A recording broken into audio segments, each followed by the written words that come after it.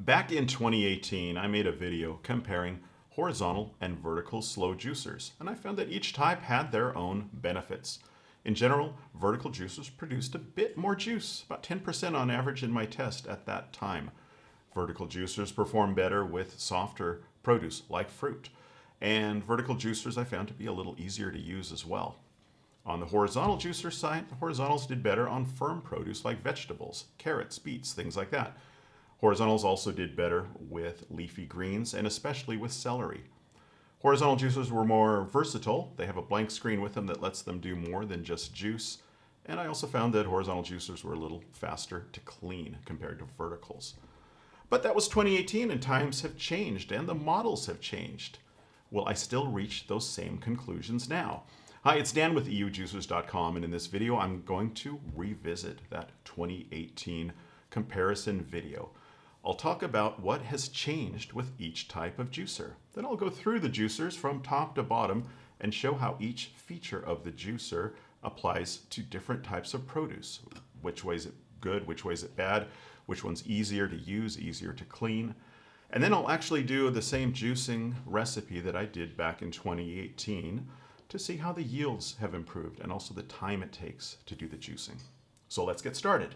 So the vertical juicer I was using in 2018 was our top selling vertical juicer. This guy here, the Sana 828, basically a European version of the really well-known Omega VSJ 843. That was the most advanced vertical at the time. It was known for high yield and also exceptionally clear pulp-free juice. The juicer I'm using now is our top selling juicer as well. It's the Sana 878 and it's got a few changes. Now in general, vertical juicers have seen, I would say, two big changes, one more so than the other. And the first is something not on this model, but it's the advent of the so-called screenless vertical juicer. You see in here, I have a conventional screen. Conventional screen is a plastic frame and there is a cylinder of stainless steel with a bunch of micro perforations. With this screen, produce is crushed down into a juicy pulp, and then from the inside out, that pulp is pushed against this screen and the juice goes through the holes, pulp goes down. Similar principle here. I've got two interlocking plastic cylinders. This is made typically of Ultem BPA-free plastics, pretty solid. These two slide together and they form a series of inner vertical grooves and then slightly larger outer tabs. And it follows the same principle. The pulp is pushed from the inside to the out, and the pulp stays inside. The juice goes through those vertical grooves there to make juice. Now, what's the advantage of something like this? Well, the big advantage is ease of cleaning. The hardest part of a juicer, any juicer, to clean is the screen. And you can see here, each of these little holes needs to be brushed by hand. Now it's going to depend on what you're juicing. Some things like oranges, you're not going to need to clean it so much. A lot of that will just rinse off. But if you're juicing something like carrots, pineapple, ginger, turmeric, those can really plug up these holes and it can take a few minutes to scrub them out of there. Now with something like this, all you do is pull it apart, run both parts under running water, and typically these will clean up without any brushing at all. Maybe something like turmeric, something sticky like that, you might need to brush a bit, but generally this is going to clean in just a few seconds versus a couple of minutes here. So it cuts down the overall cleaning time by quite a bit. Now, why don't all juicers, why don't all verticals use this? Well, there's a couple of downsides to it as well. First of all, the perforations here are a lot smaller, a lot finer. The openings here are a little bit bigger. That means there's less pressure and more pulp can go through these openings. So the result of a juice using a screenless juicer is going to be a pulpier juice. Theoretically, the yield should be higher with something like this because you have a lot more contact points between the pulp and the screen. In practice, really the yield's about the same, sometimes even higher on these guys. And that could be because there's more pulp in the juice kind of bulking it up a bit. Now, other downsides, first of all, it's BPA free, but it is plastic, and some people simply just don't want to have their produce in contact with plastic all the time. They'll always prefer a stainless steel screen. It's a subjective thing. That's up to you. One thing I should point out, I was talking to a distributor at a trade show earlier this year, and he said he has stopped selling these models, any juicer with a screenless juicing system. I asked him why, and he said with a lot of his customers, the ones that are juicing firmer produce, I'm talking about carrots, beets, and the ginger, turmeric, things like that, he said these grooves inside over time were getting worn down, kind of smoothed down or eroded a bit. The result was the gap was getting bigger and a lot more pulp started getting into the juice, to the point he said a lot of his customers were basically making smoothies instead of juice, and he had to replace a lot of these. Now, that was the first generation, and it took a few years before we even saw that. There's newer versions of this. There's a version pretty popular now from Huron that has the top part of this screen integrated with the auger itself. So it could be they've improved it and that's not a problem. We won't know for a few years, but it's just something to keep in mind. Now the other and definitely bigger innovation, probably the biggest innovation in juicing in the last 10-15 years, is the automatic feeding system, the so-called self-feeding vertical juicer. And you can see in comparison here, you look at the feeding system on the Sauna 828 and on the 878, it's radically different. Over here, you would cut pieces small enough to fit in this tube. This tube is mandated by law to be a certain size. It can't be bigger to keep little hands from injuring themselves. And over here, you simply open it up and you can throw all your produce that you've prepped into this juicing chamber. There's a rotating dual blade system in there. One of the blades, a smaller blade, kind of moves things around and helps them drop through the hole into the juicing chamber. The other blade actually cuts bigger things like apples and carrots and things like that. So it's definitely a convenience feature, and I'm going to get into more depth on this in just a moment when I compare the two current models. So in the video in 2018 representing our top selling horizontal juicer, I used the Sauna 707, and this is still a current model and it still remains quite popular. Personally, I bought one of these in 2015 and it's still going strong. But our current top selling model, and the one I'm using for the comparison, is the Sauna 727. Now, instead of having one huge big feature like the vertical, with the self-feeding hopper, on the 727, Sauna did a series of incremental changes. Let's look just from top down and compare the two models. First of all, the feeding system, they improved it somewhat. You can see here we've got a flat surface and then the hole in the middle. Here we've got a bowl type system, and this has the same hole here for things like celery, carrots, things like that. But this bowl does make it easier for certain types of produce. For example, in winter, I'm juicing a lot of fresh cranberries these days. It's kind of a hassle here because this is more flat. Here you can just throw them into the bowl. Another improvement with this is with leafy greens, baby spinach, and we'll see it when I do the juicing test today. It was always difficult because you'd have to squeeze the baby spinach into a bowl and try to fit it in there. Here you could just put it in the bowl. Still not as easy as the vertical with its big hopper, but definitely an improvement. It's also handy if you're using the optional oil extractor to put in seeds and nuts. It's also good with the blank screen if you're making nut butter. So it's a small but nice improvement to have. Next improvement was in the juicing chamber itself. What Sauna did was take the basic design and just sort of tweak it, change the chamber shape to make it slightly higher, more pressure. They also changed the design of the auger inside. That's the screw that turns everything. They improved the juicing screen. They even put a little stainless steel wing screen at the back to filter out any extra pulp. And they redesigned the drum cap here, again, with the goal of increasing the pressure. And one thing they did, I don't know if you can see here, we'll zoom in, there's a rotating blade. It's a pulp blade. And as the juice is being squeezed, the pulp is being squeezed just like the vertical from inside to out. So the pulp is coming out this way. And this rotating blade, what it does, you can see it's opening and closing a series of holes in there. It's basically sort of pumping the pulp as it goes out, cutting the pulp, getting one last little squeeze. Just adds a bit more juice, but all these little changes incrementally add up to a higher yield than you would see in the 707. There were also a couple of little quality of life changes, like we've got the juice tap here. It's not used for mixing juice like you would in a vertical. Instead, this is used when you're going to clean the juicer and you want to remove this drum. You close it so you're not dripping juice on the way. And the removal system's a lot easier too. It doesn't have the locking collar like here. It's just a one-touch button, comes right out. And it also snaps right back on. So that's a lot easier. And the main improvement, I would say, on the 727 is the motor. It's got a completely new motor. When this juicer was first released, which I believe was around 2021, the motor at the time cost about 2.5 times more to produce than any other premium juicer motor. All other premium juicers have an AC motor. This one has a BLDC motor, and it has a few practical benefits. First of all, it's more energy efficient. Not a big deal because you're not going to be running the juicer that long. It's also a lot quieter. It also is the first home juicer with an unlimited operating cycle, and that might be a big deal to you depending on how much you're juicing and if you're batch juicing. Most cheap juicers have an operating cycle of about 10 to 15 minutes. That means at that point the motor's going to heat up and you need to turn off the juicer to keep it from overheating, let it rest about 10 minutes.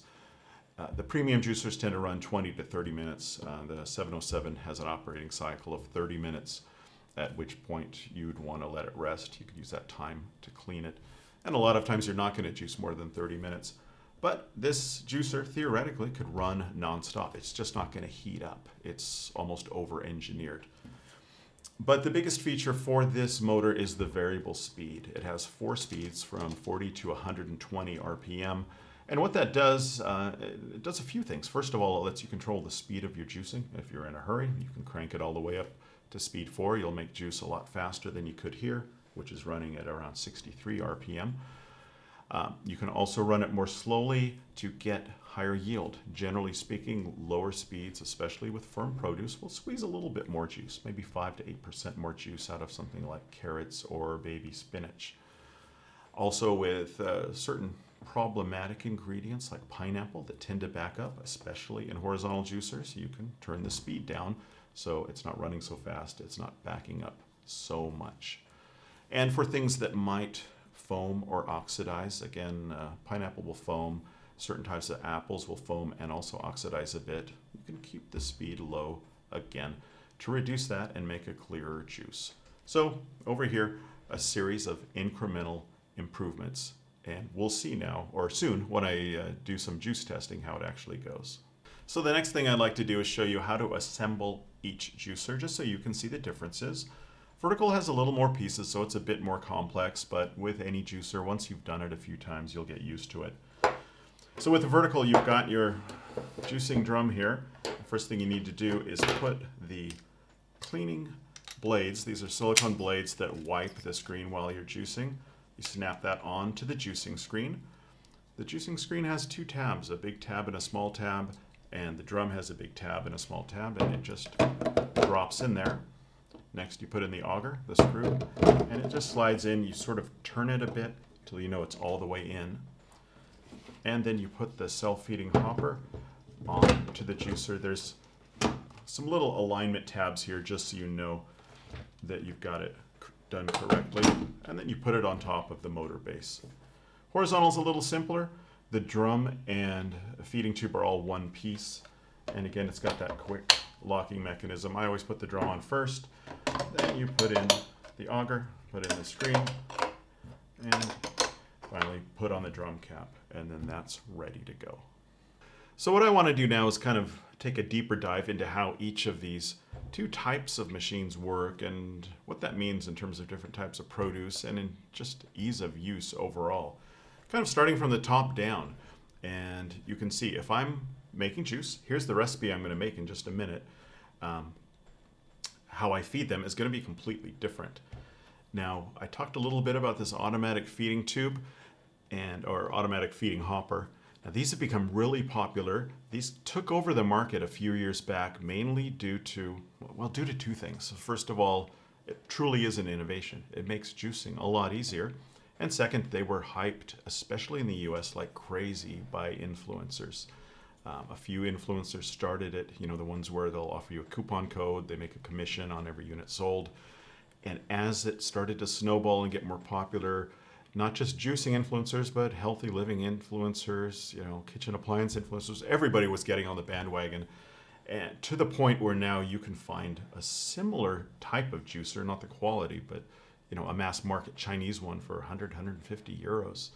And even the main manufacturers, with the exception of Sana, have been putting their focus on verticals, whereas Sana tends to focus more on horizontal, has been doing more innovation in the horizontal market. But what were these influencers saying? What was the hype about? They were hyping two things, basically. One is no prep needed. You can just buy your ingredients, throw them in the juicer, start. Second point was that you can set it and forget it. Start the juicer, once it's full, walk away. That's true. But what about the prep? You might think, yeah, it's a lot bigger. Of course, I'm not going to need prep. Well, it's going to depend on what you're juicing.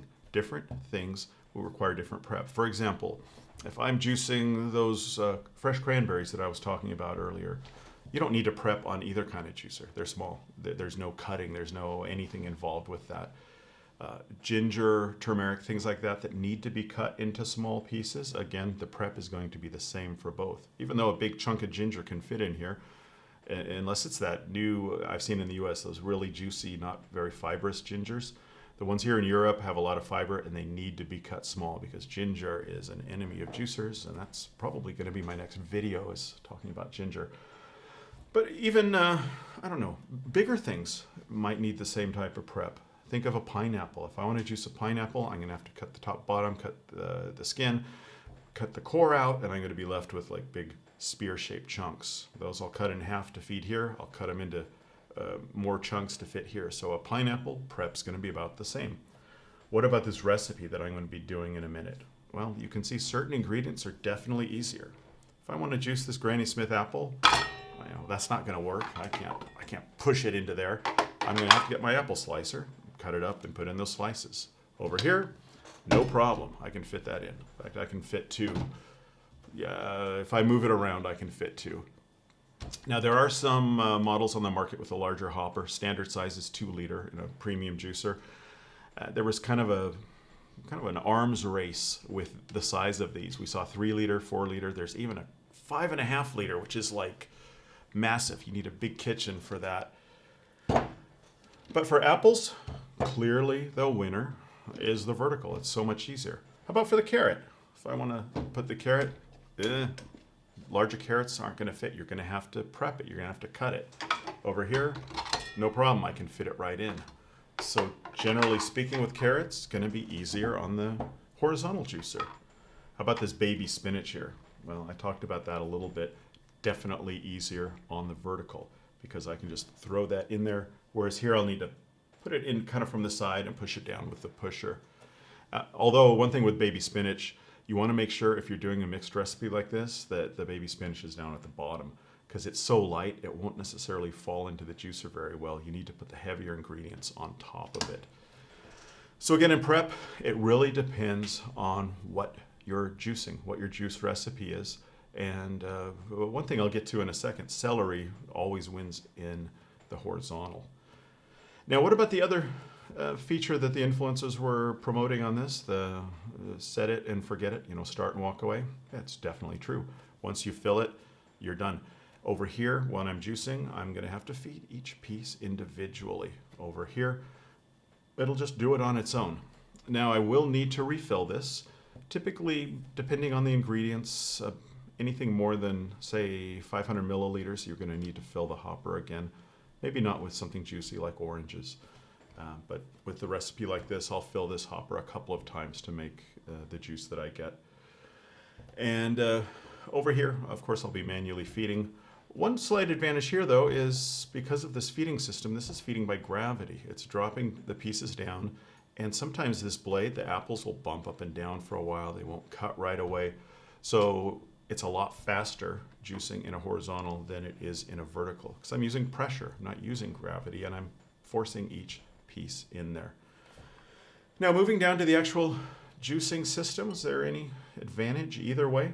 Well, the main difference, again, is these screens. Let's take a look at a couple of screens here. I'll move this out of the way. What does that mean?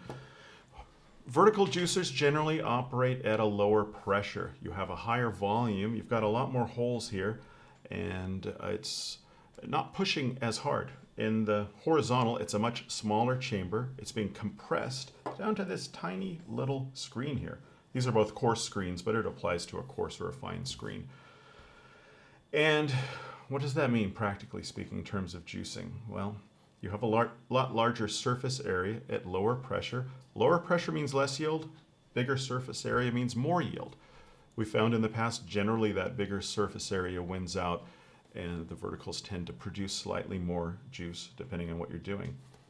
Also, with softer produce, fruits, they will juice better in the vertical. These carrots, these baby spinach, they'll juice better here. By better, I mean they'll get a higher yield. They'll juice more efficiently.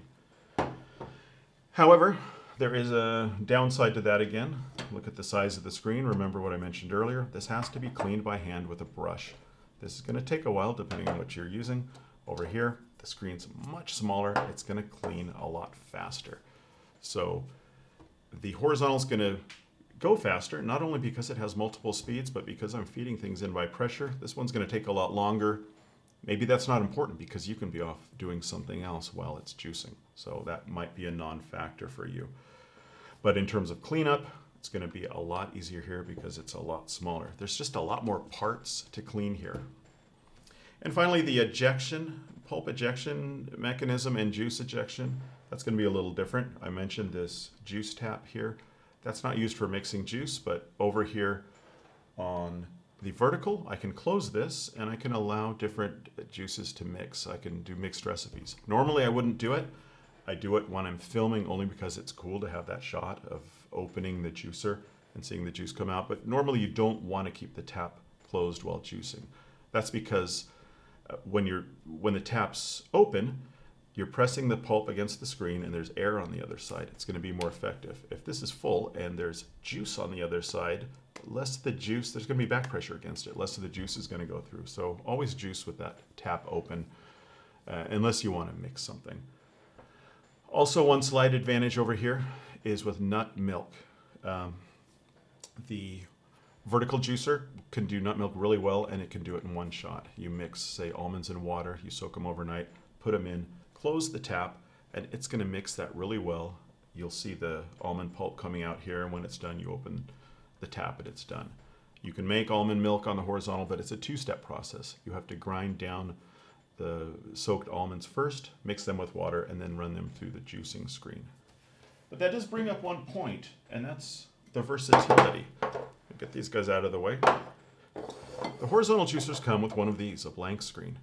This is simply a screen without any kind of sieve on it, and it turns the juicer into a low-speed food processor. It crushes things down so you could grind coffee, used more often for things like nut butters. I'm going to do a video soon making guacamole in one of these. It just compresses everything down, it doesn't extract anything, and puts it out the end.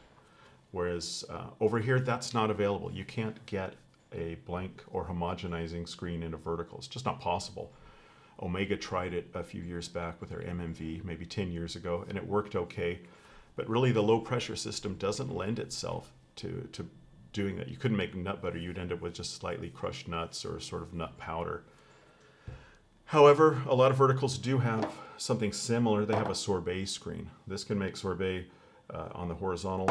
On the vertical, you can also make sorbet using the sorbet screen, but that's the only thing you can make. And by that, I'm saying slightly thawed frozen bananas mixed with some berries, things like that. It gives you a nice dessert result. And one other thing to talk about is the pulp ejection system. Now, over here, on the horizontal, it's a straight shot. The pulp just goes straight out. On the vertical, it needs to make a corner. I can open this here. In fact, this is one part that you need to clean, so this is going to add to the cleaning time. But this is the pulp outlet. It comes out the bottom of the juicing screen, and then it makes a 90-degree turn through this little gasket here. This gasket needs to be lifted up to be cleaned afterwards. And that's fine, but that's why celery is recommended only on the horizontal. Because of that little turn, celery has long fibers. It's really stringy. And when those fibers get to that corner there, they start bunching up and they can turn into a ball and they basically plug the juicer. The only way around it is to cut celery, and all manufacturers with verticals recommend that, to little, like 2 centimeter pieces. Over here, you can just feed the celery directly in. It's not going to be a problem. In fact, Sonic even came out with a special blade just for that. This replaces that little rotating pulp blade. And with this, it even increases the amount. You can juice unlimited amounts of celery. This circular blade cuts the fibers and then actually pulls them out. So it makes for less backup, really no backup with this, and even higher yield. So as you can see, there's lots of pluses and minuses, and really it's going to come down to a few points. What are you juicing? What are the ingredients? And what do you prioritize? Do you mind standing here feeding things individually? Would you rather be able to fill this up? It's up to you. But what I want to do now is try it in practice. I'm going to make this juice recipe that I did back in 2018 and see how both of these do. So I've got the exact same recipe as I did back in 2018. That way I can compare the yield with these current model juicers with those previous model juicers. And the recipe is 1 kilogram of carrots. I've weighed them both out. 250 grams of baby spinach and 1 Granny Smith apple. Maybe slightly less apple here because I had to cut it up and I removed the core. I've got my timer, and what I'm going to do is juice in each machine this recipe. I'm going to time how long it takes in each one. Then I'm also going to go clean off screen and time how long it takes to clean so you can see the total time required. I'm not going to time the prep because prep is going to vary depending on your recipe, like I talked about earlier with the ingredients. So I'll start this the minute I put this first piece of carrot in.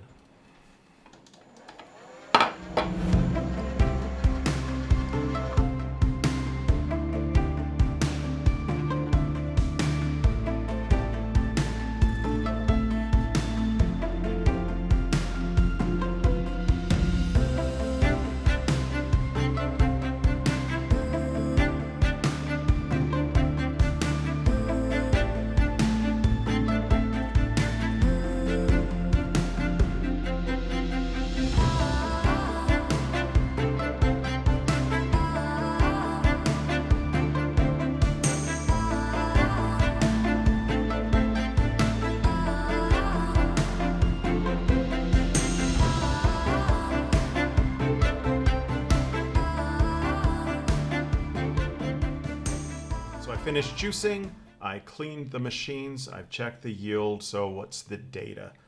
Juicing time was a lot closer than I expected, about 6.5 minutes here, about 7 minutes here, and that could have easily been give or take either way. In terms of the ease of juicing, definitely easier over here, especially because of that baby spinach. Even though this has this bowl, there was a lot of work getting it in there, shoving it down through there. Carrots and apples, no problem, easy on both. But again, this, I'm able to walk away. I actually refilled it twice during the juicing process. One thing to know, if you open the top, it's going to stop the motor just for safety, but you can still feed it through this opening in there. And I was doing that with the carrots just to speed things up. So yeah, so time-wise, 6.5, 7 minutes. The yield, I've put it into these graduated cylinders. You see they're almost identical. I've got approximately 840 milliliters from the vertical, about 820 from the horizontal. So they're real close. The interesting thing is I went and looked back at the video from 2018, exact same recipe. The vertical had 700, so it's gone way up, and the horizontal had 650, so it's gone up even more. So I knew for sure the convenience factor was going to go up with this. I didn't realize it was going to be that much more efficient at pressing the juice. I figured the 727 would be because of all these little changes. So both of them make considerably more juice than the previous generation models. So that's a good thing. So overall, and cleaning. I didn't mention that. Cleaning over here took 3 minutes. Cleaning over here took 1:45, just because it's a lot smaller screen. But this was a lot faster than I expected. That screen cleaned up pretty quickly. Again, only 1:15 more. So my concluding thoughts, it's pretty similar to my video in 2018. It's going to depend on what's important to you. Convenience, yield, and really what you're juicing. If you're juicing a lot of carrots, a lot of firm produce, you probably want to go here. If you're juicing a lot of fruit, a lot of apples or mixed recipes, over here. Previously, I always said use greens. in the horizontal that it'll do a little better yield, but I see we really had a equal result, and greens were a whole lot easier here. I would say wheatgrass over here.